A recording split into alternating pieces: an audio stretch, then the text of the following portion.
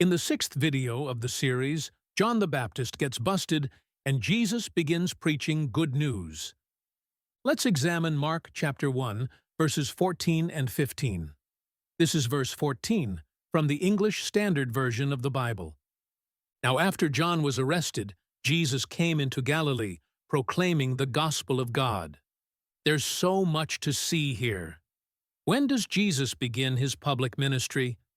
After John the Baptist was arrested. Arrested for what? Arrested by whom? Mark doesn't say. Either Mark doesn't think those details are important, or Mark thinks that most of his original audience is familiar enough with John's story that he doesn't need to provide this information. Much like Mark's account of Jesus being tempted in the wilderness, the details aren't as important to Mark as the fact that the event happened. In previous videos, we saw that John's ministry drew large crowds to hear his message and to be baptized. John had name recognition. John had a large audience. John had a following. So what significance is there to the timing of the start of Jesus' ministry and the arrest of John? John's ministry was to point to the one who would come after him. John was the opening act. Jesus is the headliner. John was the front runner. Jesus is the king he was announcing. John's primary mission is complete, so the arrest of John reduces the likelihood of any sense of competing ministries in Galilee. John the Baptist's presence and influence diminishes just at the moment Jesus takes his place in public. Mark writes that Jesus came into Galilee.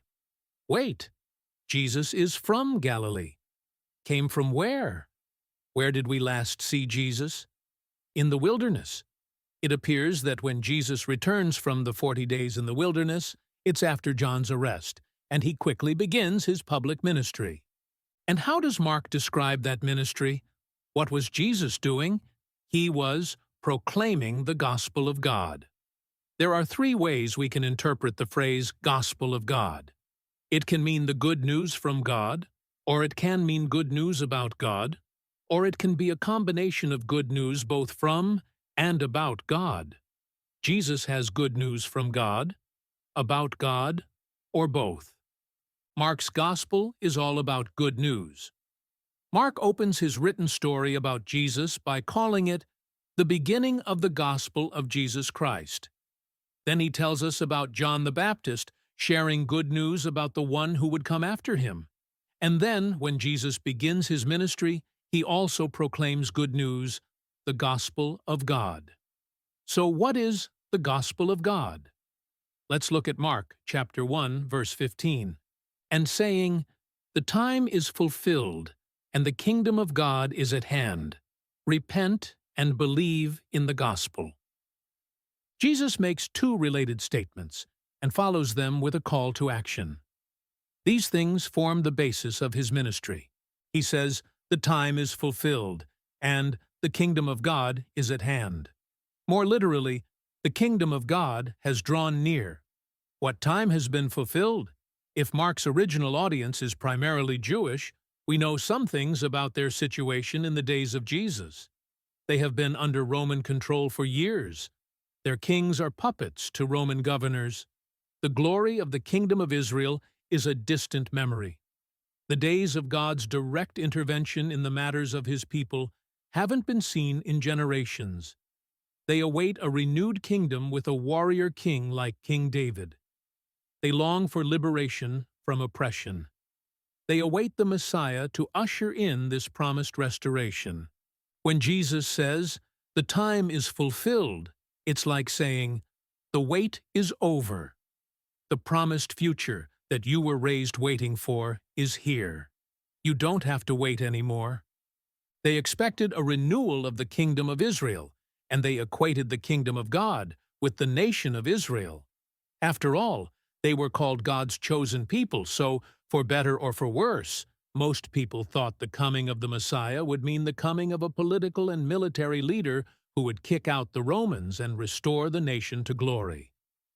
Notice what Jesus said in the second part of his declaration of the good news of God. The kingdom of God is at hand, or has drawn near. Not, the kingdom will be restored soon. Not, We march on the Romans at dawn. But Baun, God's kingdom is already at hand. It's within reach.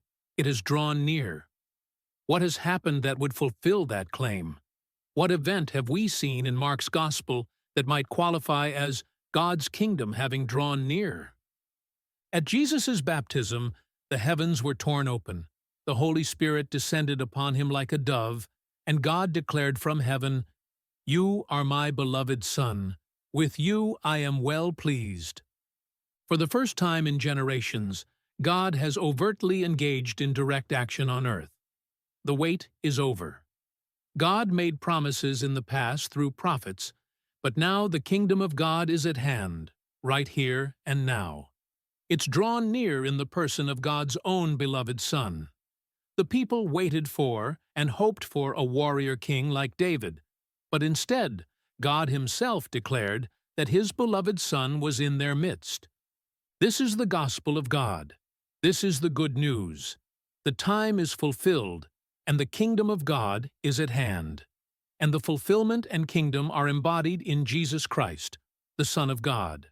Then Mark tells us that Jesus issued a call to action. Repent and believe in the gospel. As mentioned in previous videos, to repent is to be after-minded, to change the way you think and behave. I used to believe it was okay to do this, but I don't anymore. So Jesus tells them to change their mindset. About what? He doesn't say. But what was he talking about immediately before telling them to repent? He was talking about their long wait for the Messiah and for the coming of God's kingdom. So perhaps the mind change that he is calling for is about their expectations of the Messiah as a warrior king and of the kingdom of God as an earthly kingdom. Change your mind, Jesus says, and believe the gospel. And what gospel did Jesus proclaim? The time is fulfilled, and the kingdom of God is at hand. Your long wait is over. God is active in your midst, and his kingdom is right here within your grasp. The Messiah has come. Next time, Jesus goes fishing for fishermen in Mark chapter 1, verses 16 through 20. Thank you for watching So What Scripture. Please subscribe to the channel and share this video with your friends.